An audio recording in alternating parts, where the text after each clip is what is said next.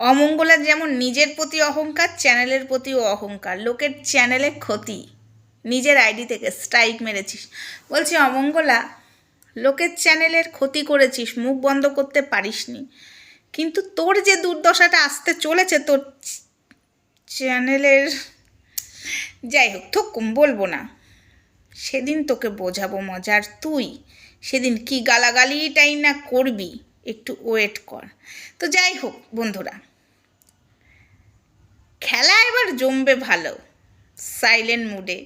এখন যেগুলো সাইলেন্ট মুডে খেলা চলছে, ধরতেই পারছে না অমঙ্গলা যে কোথা থেকে কি হয়ে যাচ্ছে।